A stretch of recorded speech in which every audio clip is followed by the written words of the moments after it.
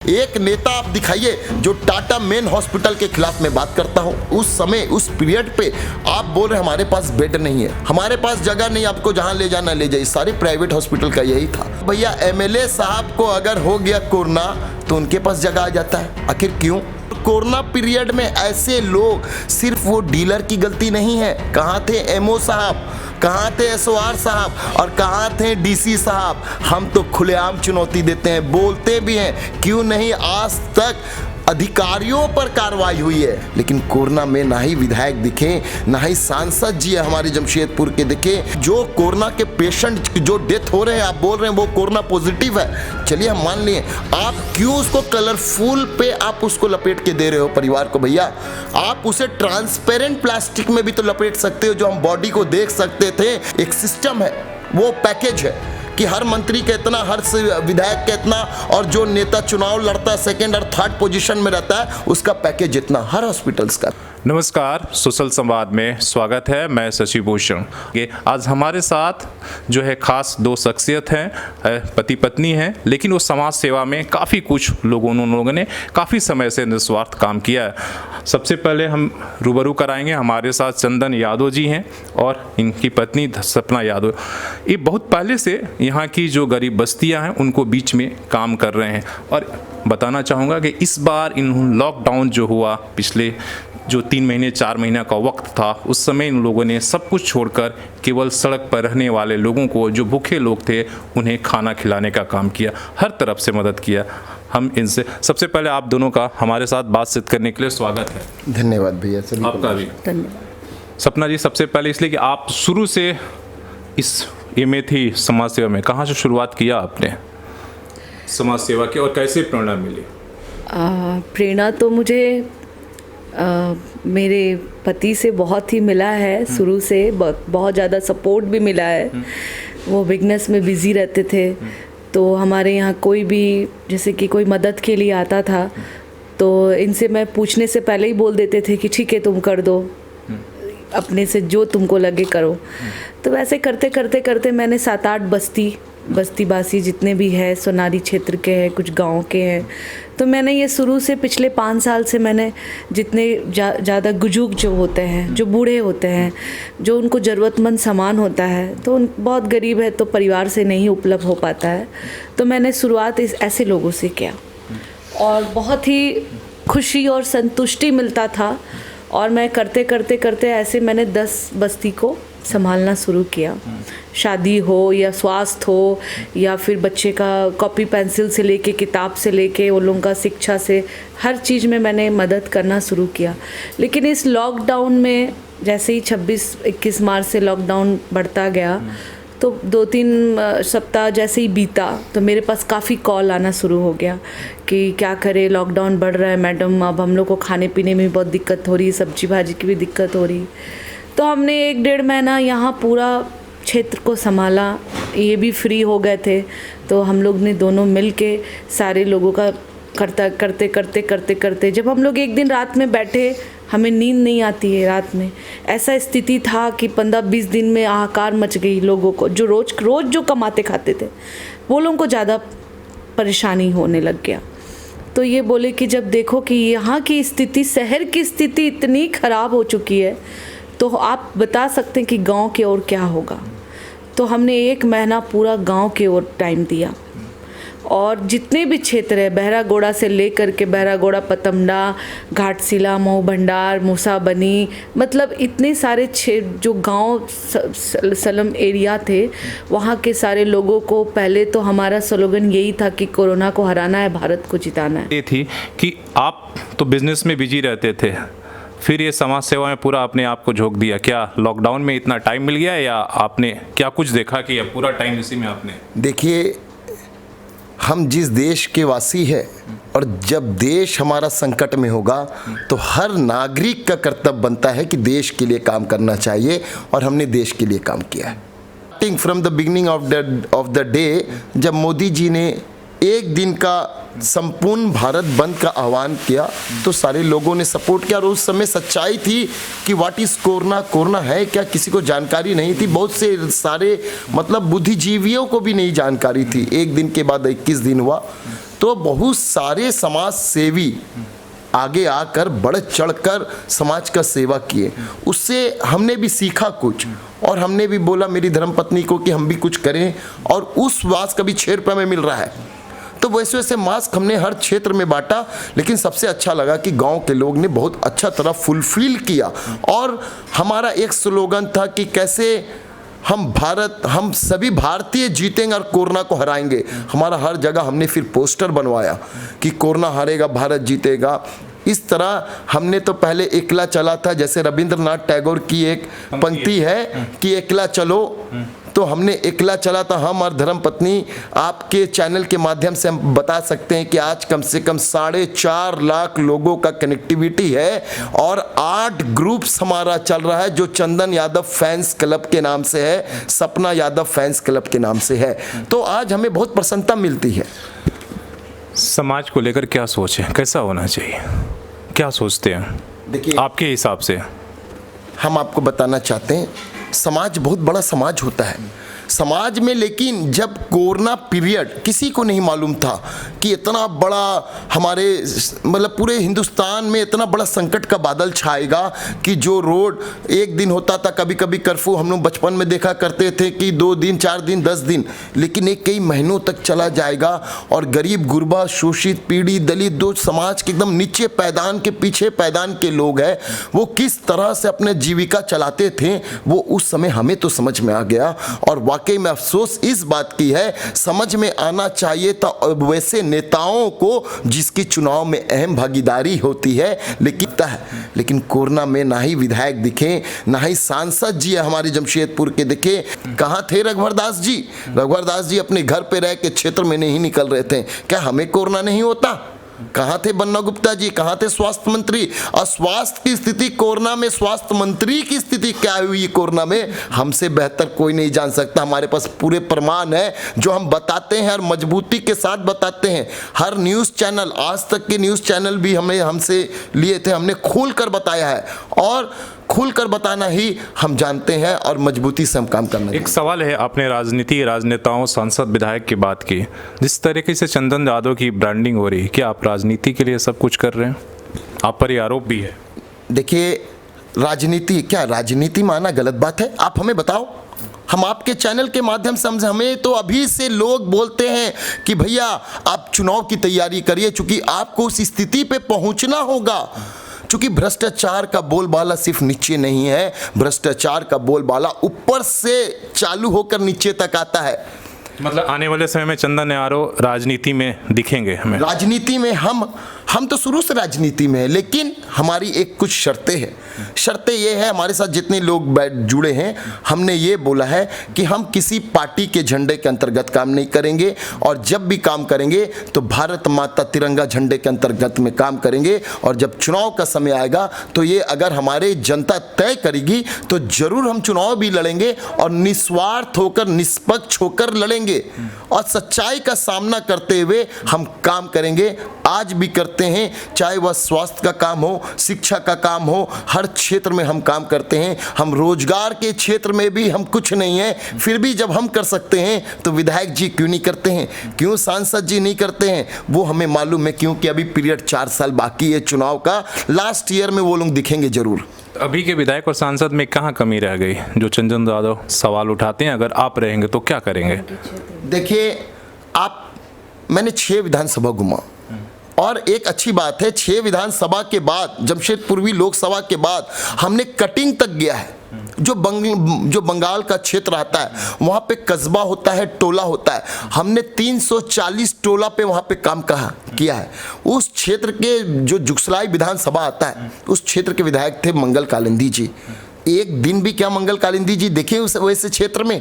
क्यों नहीं दिखे? जनता क्यों चुनती है? हम तो जनता को बोलते हैं आप वोट दे दियो, आपका काम खत्म नहीं हो गया। प्रतिनिधि को आपको कॉलर पकड़ के काम कराना होगा और आप काम कराइए, ये भी आपका संविधान के अंतर्गत में हक है। हम वोट दे के सिर्फ भूल जाएं, ये नहीं होता है। अगर काम कोई एक विधायक किया, एक विधायक है मेरे नज़र में जो वाकई में लॉकडाउन में काम किया है, वो पोटका के विधायक है संजीव सरदार। मैं किसी पार्टी के अंतर्गत में नहीं बात कर रहा हूं, कोई ऐसा भी ना समझे। मैं सत्य जनता क्यों चुनती है? किसी भी विधायक को, सांसद जी कहाँ थे? आपने भी घूमा होगा, हर क्षेत्र में घूमा होगा। क्या आप कोरोना पीरियड में सांसद जी का एक हमें जमशेदपुर के लिए दिखा दीजिए तो हम मान जाएंगे कि सांसद जी काम किए थे। हाँ जी, क्या राजनीति में जाएंगे तो उसी तरीके से आप सपोर्ट करेंगे? क्या इस बात से सहमत हैं आप? सहमत मैं बिल्कुल हूँ।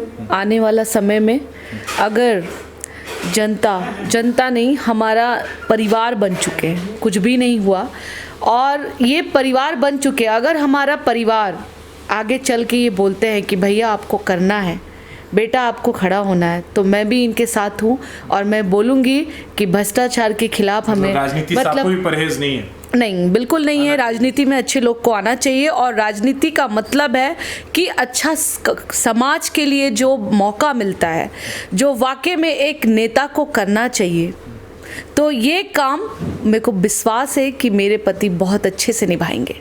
चलिए, आगे की क्या सोच है, क्या करेंगे, रणनीति क्या है और किस तरीके से चलेंगे? क्या समाज सेवा ही होगा? और दूसरा बात है कि आप पक्ष और विपक्ष दोनों पर हमला कर रहे हैं, तो फिर राजनीति कैसे करेंगे? देखिए, पक्ष और विपक्ष, मैं एक बात सिंपल सी आपको बात बताना चाहता हूँ। झारखंड सरकार काम कर रही है, हेमंत सोरेन जी काम कर रहे हैं, चलिए ठीक, अच्छी बात है। आपने देखा होगा अभी अभी चावल का बोरा पकड़ा गया, जन वितरण प्रणाली के दुकान से क्या क्या खेला हुआ, कितना करोड़ों का चावल पकड़ा गया। चलिए अच्छी बात है, सामान तो पकड़ा गया। वो चावल था किसका भैया, हमें बताओ? वो तो वाकई में जनता का था। और कोरोना पीरियड में ऐसे लोग, सिर्फ वो डीलर की गलती नहीं है। कहाँ थे एमओ साहब, कहाँ थे एसओआर साहब और कहाँ थे डीसी साहब? हम तो खुलेआम चुनौती देते हैं, बोलते भी हैं, क्यों नहीं आज तक अधिकारियों पर कार्रवाई हुई है? हमें बताएं। डीलर को तो आप जेल भेज दिए, अच्छी बात थी, डीलर का इतना मन कहाँ से बढ़ गया? आप क्यों नहीं डेली रजिस्टर चेक किए? चूंकि कोरोना में ऐसे अधिकारी जो 100 रुपया का लायक नहीं था, वो 100 करोड़ का मालिक बन गया है और जनता त्रस्त थी, ये अधिकारी लोग मजा लूटे हैं। हम पूछना चाहते हैं, कहाँ, क्यों आप एसओआर को आप निलंबित नहीं किए? क्यों उसके ऊपर एफआईआर नहीं हुआ? ये जमशेदपुर का बहुत बड़ा मामला था, क्यों एमओ के ऊपर एफआईआर नहीं हुआ? क्यों? आखिर क्या?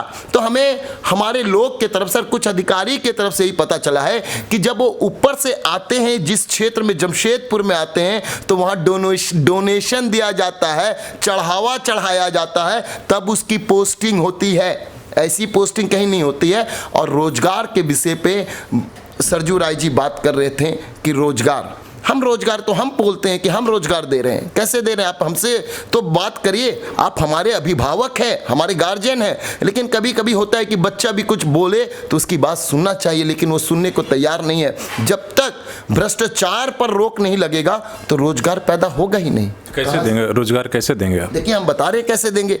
आप बाहर की कंपनी को बुला रहे हो, आई है, रघुवर दास के सरकार में आई थी, कितने करोड़ों अरबों का खेला चला, कहाँ गया वो सब पैसा? क्या हो गई बाहर की कंपनी? हमारी स्मॉल इंडस्ट्रीज है आदित्यपुर में, आप क्यों नहीं उसे ही राजदूत बनाने का काम करते हो?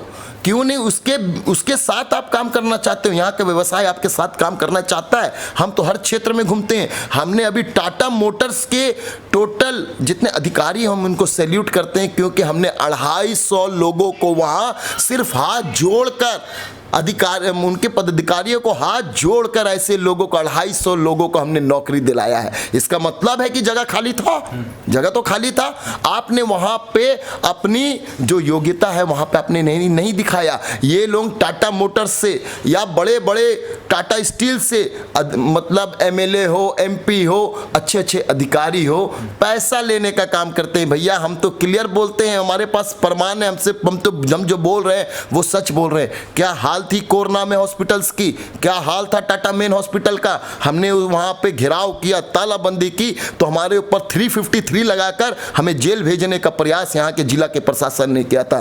क्या हमारी मांग गलत थी कि आप जो कोरोना के पेशेंट जो डेथ हो रहे हैं, आप बोल रहे हैं वो कोरोना पॉजिटिव है, चलिए हम मान लिए, आप क्यों उसको कलरफुल पे आप उसको लपेट के दे रहे हो परिवार को। भैया आप उसे ट्रांसपेरेंट प्लास्टिक में भी तो लपेट सकते हो, जो हम बॉडी को देख सकते थे कि बॉडी के साथ वाकई में तो छेड़छाड़ नहीं हुई है। बहुत सारा खेल चला किडनी का, हमने तो हर जगह लिखा है, हमने भारत सरकार से लेकर WHO तक हमारे पास रिपोर्टिंग हमने किया है। और उसके बाद वहाँ की टीम आई, टाटा मेन हॉस्पिटल आई, उपायुक्त साहब ने वहाँ पे गए, जांच किए। एक सिस्टम है, वो पैकेज है कि हर मंत्री का इतना, हर विधायक का इतना, और जो नेता चुनाव लड़ता है सेकंड और थर्ड पोजीशन में रहता है उसका पैकेज इतना, हर हॉस्पिटल्स का, प्राइवेट हॉस्पिटल। तो इस सिस्टम से आप कैसे बाहर रहेंगे जब आपको पता है कि राजनीति में सिस्टम है, जब आप राजनीति में आएंगे तो फिर उस सिस्टम से आप कैसे बाहर होंगे? देखिए, अगर कैसे लोगों को विश्वास, देखिए जहाँ चाह वहाँ रहा, अगर हम ईमानदारी से काम करेंगे तो वाकई में जनता को थोड़ा दिक्कत होगी, लेकिन उसके साथ परेशानी तो होगी, लेकिन वो पराजित नहीं हो सकता है। हम लड़ाई नहीं लड़ते। गांधी जी अगर सोच लेते कि हम लड़ाई नहीं लड़ेंगे, उन्होंने भी सत्याग्रह आंदोलन से लेकर कितने बार कोड़ा खाया है पीठ में। हमारे स्वतंत्रता सेनानी क्या बात करते हैं, तब जाके देश आज़ाद हुआ है। अगर अकेला चंदन यादव यही सोच ले कि मेरा करने से क्या होगा, तो करेगा कौन? अगर सिस्टम को जिंदा रखना है, ईमानदारी से काम करना है, और अगर खासकर डेमोक्रेटिक कंट्री में अगर हमारा संविधान को बचाना है, तो आपको सवाल पूछना होगा और मजबूत जगह पे बैठे लोगों से पूछना होगा, तभी हमारा संविधान बच सकता है। तो हम जरूर काम कर रहे हैं, ईमानदारी से काम करते हैं। एक नेता आप दिखाइए जो टाटा मेन हॉस्पिटल के खिलाफ में बात करता हो।